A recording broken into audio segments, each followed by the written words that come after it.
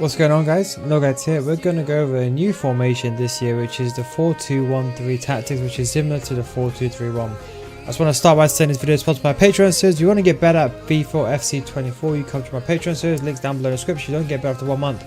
Of course, refund your money, but let's go straight into the tactics. Now, in terms of the 4-2-3-1, this is a video that I put in my tactical slot last week, and you will see this in tomorrow's video, my weekly update.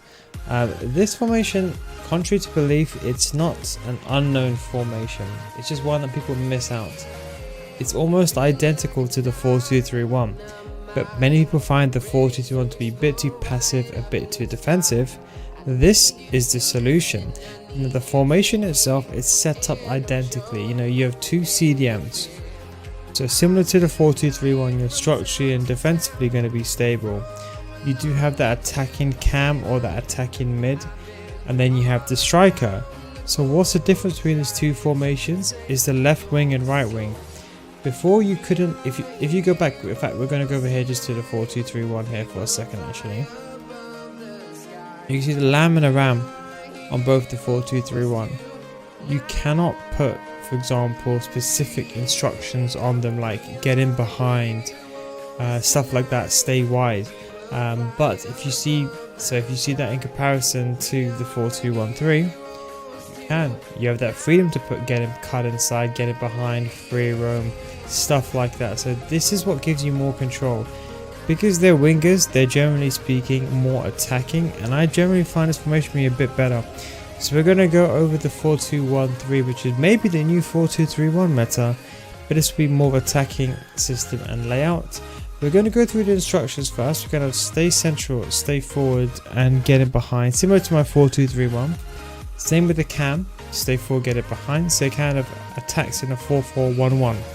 That's how I like to look at it. In terms of left mid, right mid, you've got them both on comeback and defense. Get into the box for cross for both of these players. Now what the main thing here you can put is get it behind. So if you struggle with getting the ball down the wing and you always find that you're not doing the L1 triggers enough, get it behind is going to make those players make those runs down the wing. Now me personally, although you could consider using cut inside, I would say this is mainly if you're introducing a left back and right back into play and you want to push that play inwards. But to be honest, I genuinely feel that the best thing is to let AI make the decision for you. One thing that I have to credit EA for is sometimes, although offensive AI is not really good, the decision making of kind of when to move into space when the opponent is occupying is actually pretty decent. So I'd say leave this unbalanced. The problem is if you put this on stay wide, then this player would always stay wide. If you put this player, for example, on cut inside, they will always cut inside. Maybe you don't want to cut inside every single time with Son, you want to go down the wing as well. So that's why I would just say just leave some balance and get it behind for both. CDMs, now the way that I'm playing this is I've got one of them, both of them on stay back, cover center, stay back while attacking. And cover center is what I recommend. But what I'm doing basically is I'm leaving one of them on balance, like so. And what would happen is this would be the more attacking center mid. So realistically this player doesn't play there, it would be more like Lorente. And this would be the attacking player going forward. Now, I feel like this is a very good formation when you're attacking, and I feel like when you supplement a centre mid coming into the attack, ends up adding an extra player in the middle of the pitch, especially when you only have one striker and a cam behind. Although it's a cammed and strike on stay forward, sometimes you can feel like you don't have that extra player that you may need to outnumber your opponent. So putting one of the centre mids on balance would be perfectly fine. But again, I have to say as well, although this is pretty much common sense, but guys, if you're struggling and you find you're getting your counter-attacked, or you can't build up, or you're struggling to recycle the ball because this centre mid is out of position, then put this player on step up while attacking. Always adapt your tactics to the situation. It's very, very important. Everyone has different levels. If I give this to, for example, an elite player and I put everyone on stay forward and get forward, I'm sure they'll be able to defend perfectly. If I give that to a rank 5 player, they wouldn't. So all of you can use formation. It doesn't matter what level you are, but you may have to change this and put this player on step up while attacking, depending on how good you are at defending and defending counter-attacks.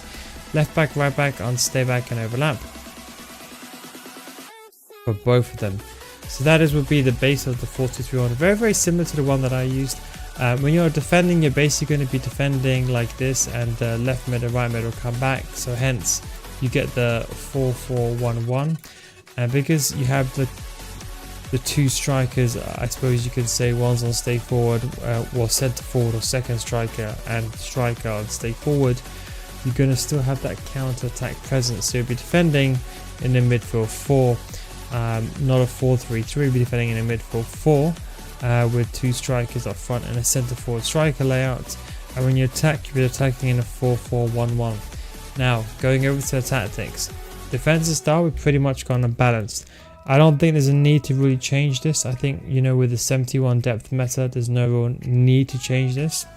The width, we have put this on 55. I think this is pretty much a balanced width. You can always reduce this down if you find this formation to be a bit too wide when you're defending. I think when you have two CDMs, I think it's perfectly fine.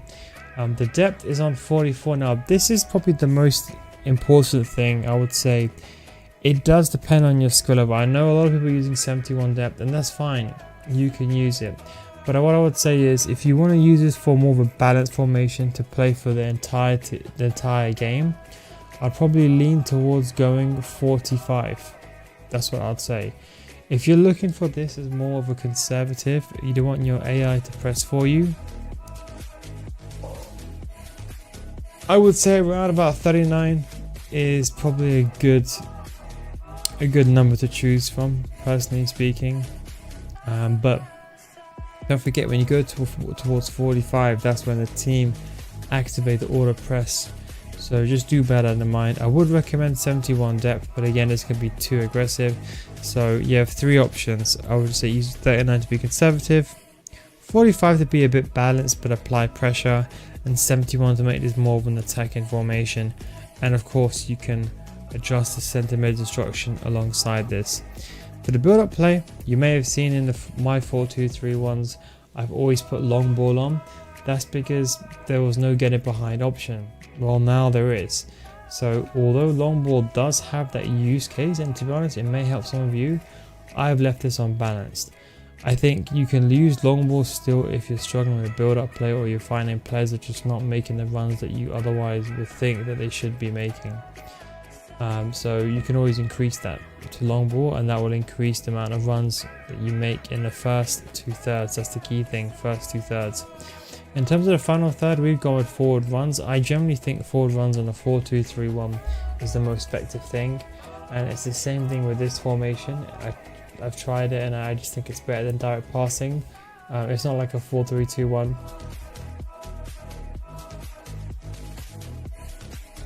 To be honest, corners and free kicks, you can adjust them however you want, and players in the box around about 6 is fine. These corners and free kicks, it does depend on what you do. What I'm doing, in case people are wondering why I do always have 1 on my corners, people always ask me this, because let's say if I was wanting to abuse the game, I'd normally get the ball outside the box and do a finesse shot, or I would end up trying to do a cutback. So it's actually easier for me to do a goal that way than it is for, let's say, traditionally crossing the ball in. That's why my players and free kicks are on 1. It's not because I want to be over defensive, it's just because I don't cross the ball in. So you can always adjust that as you want to. But as I said, that is the new tactics, or the new formation on the 4-2-1-3. Hope you enjoyed it. As I said, very similar to the 4-2-2-1, just more in the attacking sense. I'm using this now more to start the formation or to start the game with. Anyway guys, thanks for watching, take it easy, and I'll catch you next time. Peace out, and don't forget, if you want to get better at FC School, you can join my FC School series, patreon.com/guys, the link is down below in the description, or you can click on the top left just about now. Thanks for watching.